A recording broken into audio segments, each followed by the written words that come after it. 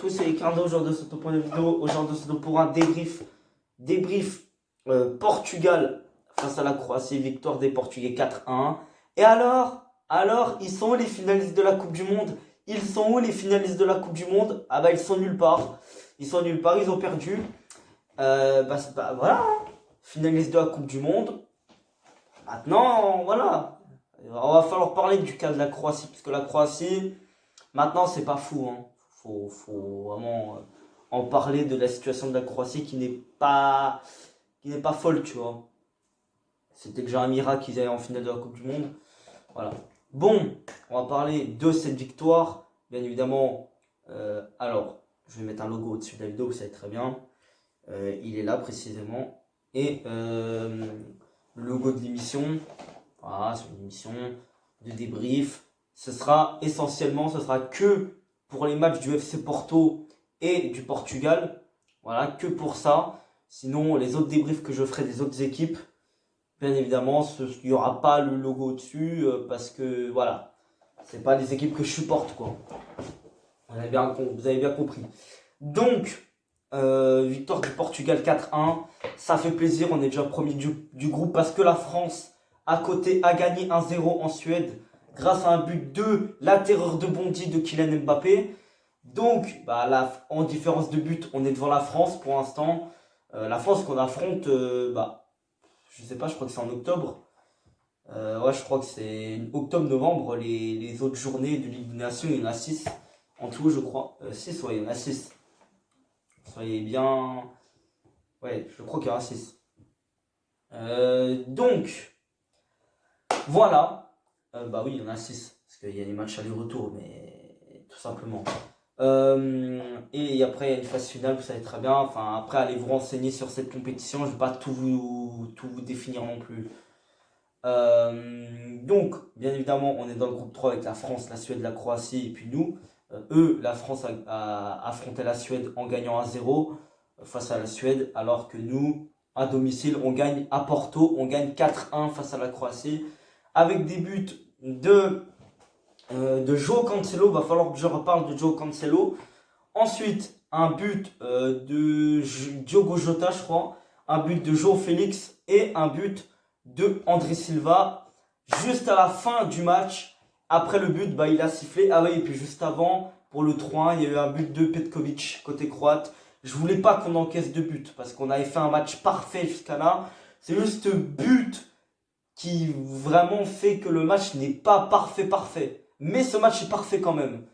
Presque parfait s'il n'y aurait pas eu ce but. Sinon, le match est parfait. Je vais rajouter beaucoup de parfait dans ce débrief, parce que le match est parfait. On a délivré une copie pleine, voilà. 20 sur 20 tout le monde. Alors, je vais faire mes tops et mes flops vite fait. Mes flops. Alors, flop, je vous dis direct, j'en ai pas. J'en ai pas, comme ça, je vous situe le contexte. Même Anthony Lopez qui a rien eu à faire, il n'est pas dans mes flops parce qu'en fait, tout ce qu'il a fait, c'était bien. À part le but qu'il a encaissé. Mais sinon, tout ce qu'il a fait, c'est bien. Donc, de toute façon, voilà, dans mes hommes du match, je mets João Cancelo, voilà. Je voulais vous reparler de lui. C'est pour les mettre dans mes tops. C'est pour le mettre dans mes tops parce que João Cancelo, il a été incroyable. Surtout en première période. Où il a fait du sale au côté gauche croate. Vraiment, là, il y avait qui au côté gauche? Il y avait Kovacic, quelque chose comme ça. Ils se sont fait enculer. Tout le côté gauche s'est fait enculer. Ils se sont fait complètement lessiver. Il n'y avait rien à dire. Voilà. Il y avait, j'ai pas trouvé de croate très intéressant, à part le gardien au début du match qui faisait quelques arrêts intéressants. Pour eux, parce que moi, clairement, ça me cassait les couilles. Parce qu'on a raté des occasions incalculables en première période. Je vais même pas vous situer. Alors, tenez-vous bien, je vais vous sortir les statistiques en tir. En première période, 15 tirs. Il y a eu 15 tirs pour nous, pour le Portugal. 15 tirs en première période. En première période, hein, pas tout le match. Non, première période. 15 tirs pour le Portugal, 2 tirs pour la Croatie. Ils ont tiré que 2 fois. Pour vous dire que les Croates ont été inexistants dans ce match, surtout la première période. Dans le dernier quart d'heure, la Croatie s'est un peu réveillée, notamment quand ils ont marqué le but. Apparemment, Petkovic marque beaucoup avec la Croatie, hein.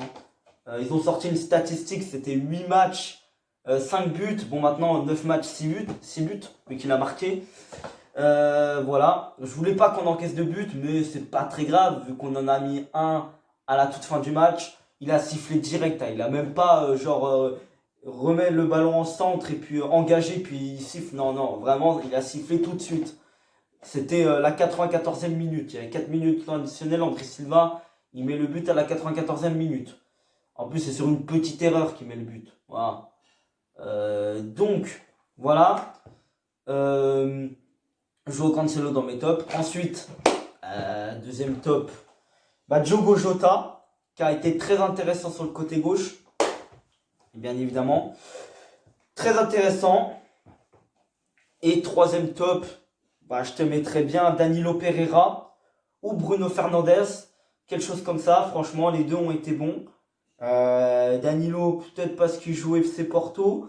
Hein, on va rien dire. Hein. Voilà, très clairement, j'ai vu des joueurs du FC Porto, notamment Danilo, bien évidemment, Pépé, et Pépé. Hein. Et bien évidemment, notre Pépé national. Malheureusement, bon, hein, heureusement qu'il joue pour nous, parce que sinon, il jouerait avec. Bon, malheureusement, il casse des chevilles en Europe, alors que en sélection, il aurait pu casser des chevilles en Amérique du Sud. Bon, il a choisi le Portugal. Bon, il aurait pu. Parce que de base, Pépé, il est brésilien. Hein. Il n'est pas portugais, il est brésilien de base. Il est né à Maceió au Brésil. Hein. Voilà, Maceió, c'est au bord de la mer, au bord de l'océan. C'est à l'est du Brésil, Maceió, si tu veux le contexte. Je vais peut-être pas vous raconter tout de suite l'histoire de Pépé. Voilà. Parce que si vous voulez connaître l'histoire de Pépé, je vous conseille d'aller voir des vidéos. Voilà, sur des gens qui ont fait des vidéos sur Pépé et son histoire. Franchement intéressant, c'est intéressant. Voilà, tout simplement. Et bien évidemment, on a Sergio Oliveira qui est rentré en jeu. Je ne l'ai jamais vu sous notre maillot national. C'est la première fois que je le vois. Il a déjà été, je pense, sélectionné, mais je ne l'ai pas vu. En tout cas, pas l'année dernière.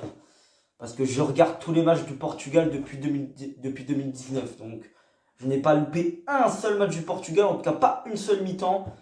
En tout cas, pas genre un seul match. Mais j'ai au moins regardé une mi-temps. Voilà. Mais je n'ai pas loupé un seul match du Portugal. Donc, tout simplement, oui, parce que, oui, pourquoi? Alors, la compo, j'aurais dû vous la faire avant, parce que je la fais maintenant. Vous savez que moi, je suis un peu désordonné, je fais dans le désordre. Moi, très clairement, la compo, c'était Anthony Lopez, c'était un 4-3-3. Hein. Anthony Lopez dans les cages, à la place de Rui Patricio. Je ne sais pas même pourquoi il n'était pas là, qu'il n'était pas dans les goals, peut-être parce qu'il préfère Anthony Lopez, je crois qu'il était remplaçant, je ne sais plus. Je crois qu'il était remplaçant, Patricio. Je ne sais plus s'il était vraiment remplaçant dans la feuille de match ou il n'a pas été. Bon, en fait, je ne sais même pas, je me rappelle même plus des remplaçants. Je sais qu'il y avait Neves, il y avait Ruben Neves. Je sais qu'en remplaçant, il y avait Trincao, qui est rentré d'ailleurs en jeu, que j'ai trouvé très intéressant, Trincao. Le nouveau joueur du Barça et l'ancien joueur de Braga. Alors la compo, c'est Anthony Lopez au cage, en défense centrale Pepe, Ruben Dias, à gauche Rafael Guerreiro, à droite Joao Cancelo. Au milieu de terrain, nous avons Danilo, Bruno Fernandes et João Montinho. Voilà, c'était le capitaine ce soir. Et en pointe, en attaque, on a à gauche Diogo Jota, à droite Bernardo Silva. Et en pointe, monsieur la pépite de l'Atlético Madrid, João Félix, qui a mis son premier but ce soir d'ailleurs, parce que je l'ai failli mettre dans mes flops, hein, parce qu'il faisait que de la merde avant, juste avant. Il faisait des poteaux, il cadrait pas, il faisait n'importe quoi. Allez, mais il a marqué un but, ce qui a fait qu'il s'est rattrapé. Et après, il a fait plutôt des bons trucs. Après, c'était en première période que je l'ai trouvé assez décevant, mais en seconde période, je l'ai trouvé assez bon, João Félix. Il a enfin mis son premier but. Voilà, ça fait plaisir. Je voulais qu'André Silva marque aussi quand il est rentré. Il a marqué. Voilà, 4-1. Voilà, pour vous rappeler le score. Et tout simplement, pourquoi Ronaldo n'était pas là? Alors oui, il est bel et bien sélectionné. Hein, pour ceux qui ne le savaient pas, Ronaldo, il va peut-être jouer mardi face à la Suède. Il a en fait une infection au pied, au doigt de pied, je crois. Je sais plus c'est lequel. Un doigt de pied, il a une infection. Voilà, c'est tout, hein, c'est juste ça. Normalement, il devrait jouer contre la Suède si tout se passe bien. Et la France devrait jouer contre la Croatie. Et après, on aura notre match face à l'équipe de France. Voilà, j'espère qu'on va les gagner. Bien évidemment, même si la France, ça reste ma deuxième équipe préférée en équipe nationale. En même temps, c'est normal, je vis en France. Donc voilà, tu vois. Mais je préfère le Portugal, bien évidemment. Vous le savez très très bien.